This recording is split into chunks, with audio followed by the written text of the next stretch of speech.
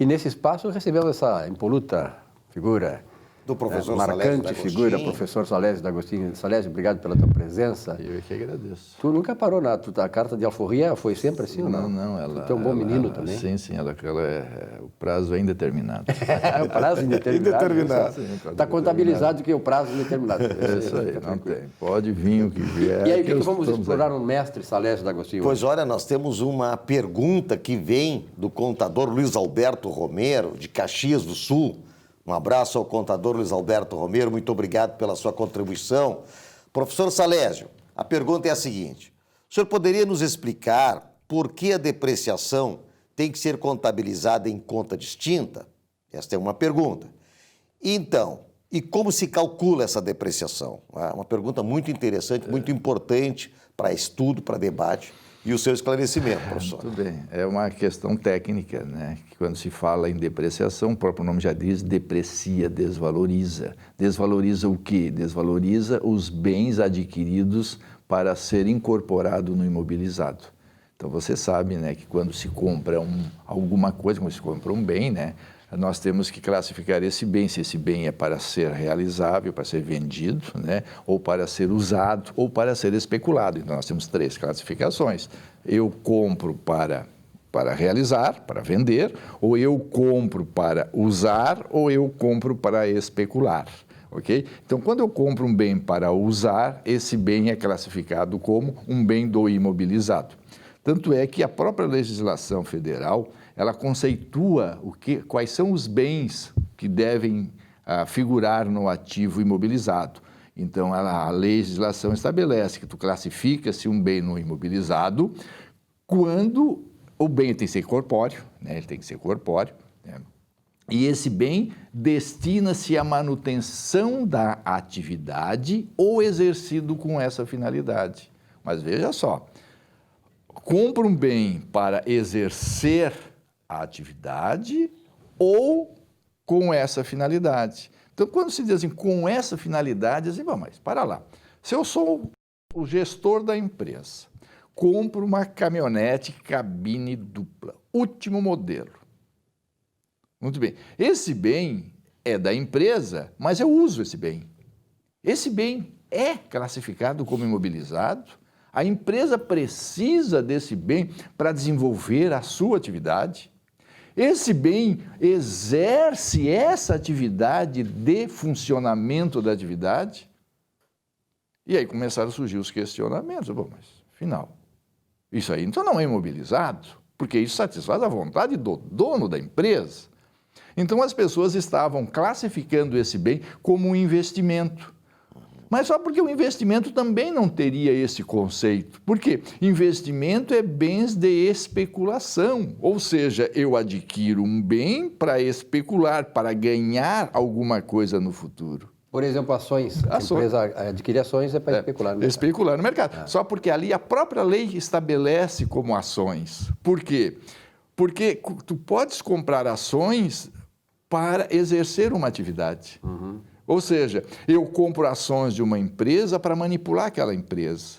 Então, nesse caso, aquelas ações deveriam ser classificadas como imobilizado. Mas a lei disse não. E quando tu adquire ações para especular, é crime. É crime, porque tu não pode usar terceiro para benefício próprio.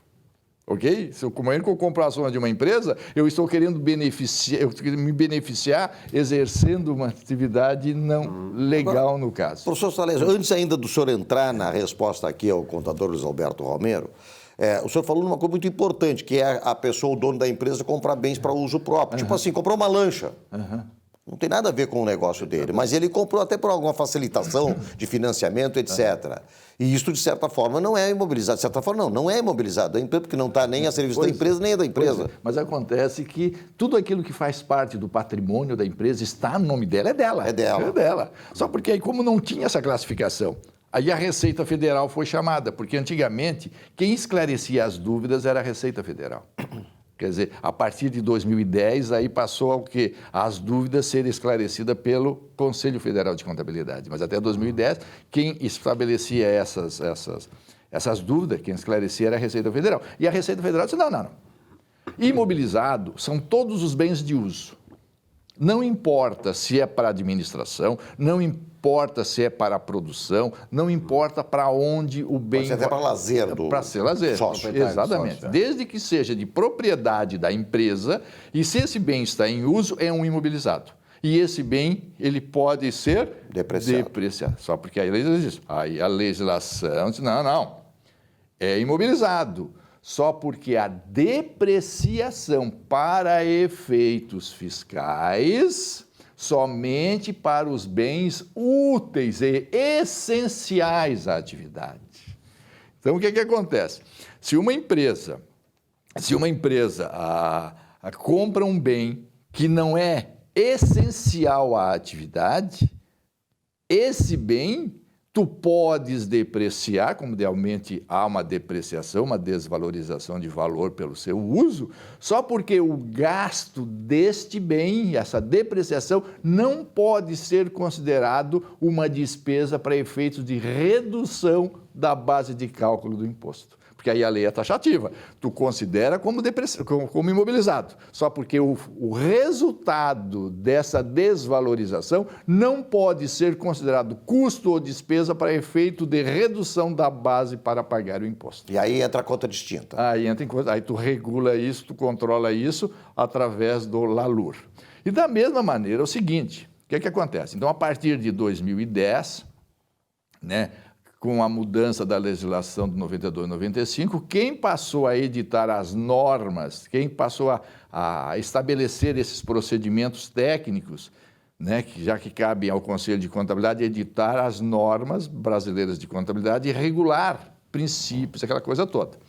Então, aí o Conselho Federal aprovou o CPC 27, então ele disse o seguinte, um bem para ser imobilizado, ele tem que ser tangível, a própria lei já diz isso, ele tem que estar destinado ao uso para produção ou fornecimento de bens e serviços, então para ser usado na produção, produção de bens e serviços, para locação, os bens destinados à locação, porque é uso, pode ser usado próprio ou uso terceiro, ou para fins administrativos. E ali, então, para fins administrativos, entra essa caminhonete, entra tudo mais. O senhor falou em LALUR. LALUR é lucro antes... É livro de apuração. Livro de apuração. Do lucro real. Que, na verdade, lucro real é um termo usado que seria o lucro fiscal.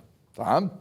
Então, entrando propriamente dita na pergunta do colega, ele pergunta assim, professor, por que tem que ser por que tem que ser registrado em conta distinta?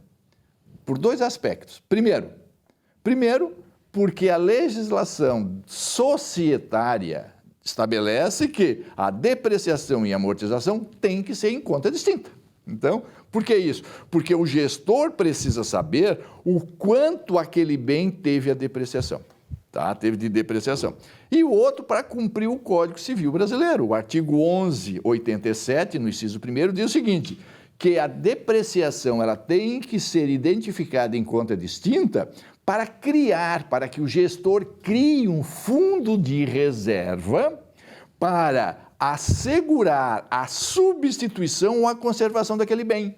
Então, eu preciso saber o quanto eu paguei pelo bem e quanto aquele bem já foi depreciado e o valor daquela depreciação tem que ser constituído um fundo de reserva para fazer a devida reparação ou a devida substituição. Isso é uma norma do Código Civil Brasileiro, artigo 1187, ok? Então, é por isso que tem que ser forma distinta. O gestor e o contador, quando analisa as demonstrações contábeis, ele precisa saber o quê? Ele precisa saber o quanto é que aquele bem já foi depreciado. Com isso, ele diz assim, olha, eu preciso ter essa reserva para depois restituir aquele bem, para repor aquele bem, tá? Qual é o nome do... Contador Luiz Alberto Romero. Eu acho que está respondida. Ele perguntou também como é que se faz o cálculo.